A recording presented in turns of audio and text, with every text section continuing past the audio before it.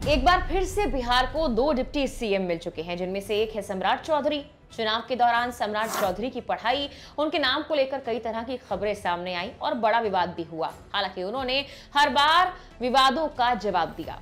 लेकिन क्या आप ये जानते हैं कि मुंगेर की तारापुर सीट से चुनाव जीतने वाले सम्राट चौधरी कितने करोड़ की संपत्ति के मालिक हैं और उनके परिवार में आखिर कौन कौन है? चलिए बताते हैं आपको इस वीडियो में।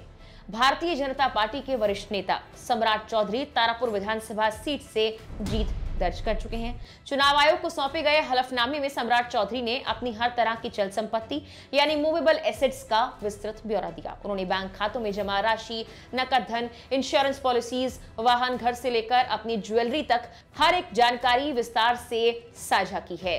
सम्राट चौधरी की कुल संपत्ति लगभग 11 करोड़ 31 लाख आकी गई। उनके चुनावी हलफनामे के अनुसार सम्राट चौधरी के पास 9 करोड़ 29 लाख की संपत्ति है, जबकि पत्नी कुमारी ममता के नाम पर 2 करोड़ 1 लाख की संपत्ति दर्ज है।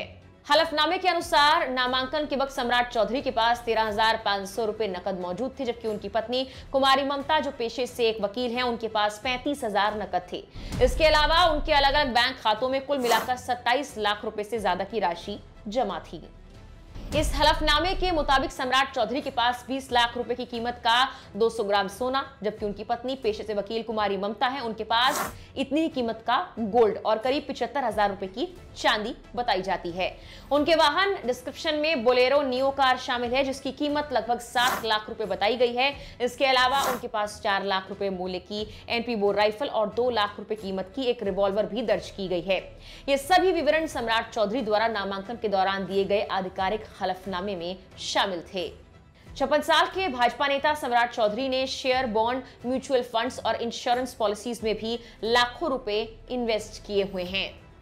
उनके निवेश पोर्टफोलियो पर एक नजर डाली जाए तो फ्रैंकलिन इंडिया इक्विटी फंड में लगभग 4 लाख से ज्यादा का निवेश उन्होंने किया हुआ है। HDFC mid cap opportunities fund में करीब 5,23,000 का इन्वेस्टमेंट सम्राट चौधरी ने किया हुआ है, जबकि निप्पॉन इंडिया रिटायरमेंट फंड में लगभग 22 लाख रुपए का निवेश दिखाया गया है। इसके अलावा उन्होंने PPF में 10,28,000 रुपए जमा किए हैं।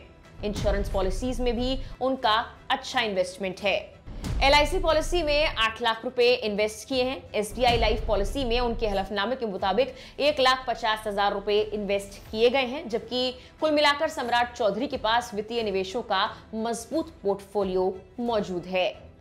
सम्राट चौधरी की अचल संपत्ति यानी इमूवेबल एसेट्स पर नजर डालें तो चुनावी हलफनामे में कई महत्वपूर्ण जानकारियां दर्ज है। हलफनामे के अनुसार मुंगेर के तारापुर, मानिकपुर और खचपुरा क्षेत्रों में उनके नाम पर करीब 8 करोड़ से ज्यादा की कृषि और गैर कृषि जमीन भी मौजूद है।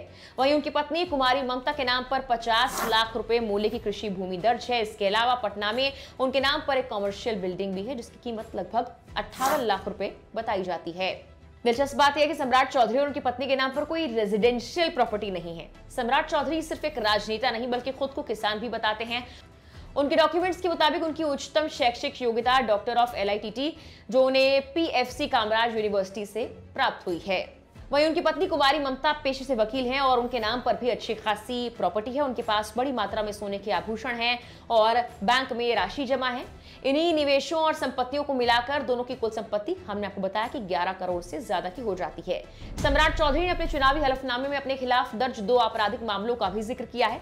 एक पटना कोतवाली थाने में और दूसरा तारापुर थाने में। दोनों ही मामले धारा 144 जैसे प्रतिबंधात्मक आदेशों के उल्लंघन से जुड़े हैं। इसके अलावा उनके खिलाफ कोई गंभीर आरोप या सजा दर्ज नहीं है। हलफनामे के मुताबिक वो सोशल मीडिया पर काफी एक्टिव रहते हैं। एक्स पर, फेसबुक पर, इंस्टाग्राम पर, यूट्यूब जैसे प्लेटफॉर्म्स के जरिए वो लोगों से सीधे जुड़ते हैं। उनकी अच्छी खासी फैन फॉलोइंग भी बताई जाती है। सम्राट चौधरी का जन्म 16 नवंबर 1968 को मुंगेर जिले के लखनपुर गांव में हुआ था। बचपन से ही उनका माहौल राजनीतिक रहा, क्योंकि उनका परिवार पॉलिटिक्स में काफी एक्टिव रहा था।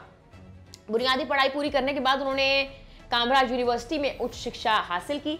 जुलाई 2024 में भाजपा ने सम्राट चौधरी को प्रदेश अध्यक्ष के पद से हटा दिया था, क्योंकि पार्टी का मानना था कि लोकसभा चुनाव 2024 में वो कोई वोट पूरी तरह भाजपा के खाते में नहीं दिला पाए। हालांकि उप मुख्यमंत्री का पद उनके पास बरकरार रहा था। सम्राट चौधरी के परिवार की बात की जाए तो परिवार राजनीति में काफी पुराना और मजबूत रहा है। उनके पिता शकुनी चौधरी 7 बार विधायक और सांसद रह चुके हैं। उनकी मां पार्वती देवी भी तारापुर विधानसभा से विधायक रह चुकी हैं। सम्राट चौधरी की पत्नी का नाम ममता कुमारी है। उनके 2 बच्चे हैं। सम्राट चौधरी के राजनीतिक सफर पर एक नजर डालें तो 1990 से साल 2024 तक उन्होंने क्या क्या जिम्मेदारियां निभाई, चलिए आपको बताते हैं। 1990 में राजनीति में सक्रिय एंट्री उन्होंने ली। 1999 में राबड़ी देवी सरकार में वो कृषि मंत्री रहे। साल 2000 और 2010 में परबत्ता से विधायक चुने गए। साल 2010 में विधानसभा में मुख्य सचेतक यानी चीफ व्हिप बने। साल 2014 में शहरी विकास एवं आवास विभाग में राज्य मंत्री। 2018 में आरजेडी छोड़कर भाजपा में शामिल प्रदेश उपाध्यक्ष बने। साल 2020 में दूसरी बार एमएलसी चुने गए। साल 2021 में पंचायती राज मंत्री बने। 2022 में विधान परिषद में नेता विपक्ष चुने गए। साल 2023 में बीजेपी बिहार प्रदेश अध्यक्ष चुने गए, जबकि साल 2024 में नीतीश कुमार के साथ बनी सरकार में उन्हें उप मुख्यमंत्री का पद मिला और अब एक बार फिर से वो उप मुख्यमंत्री बन गए हैं। साल 2014 में उन्होंने बड़ा दांव खेला था। 13 विधायकों को साथ लेकर आरजेडी से अलग होकर अलग समूह बनाने की कोशिश की, जिससे वो सुर्खियों में आए। बाद में भाजपा ज्वाइन की और उनका नया राजनीतिक अध्याय वहीं से शुरू हुआ था। फिलहाल के लिए इस वीडियो में इतना ही।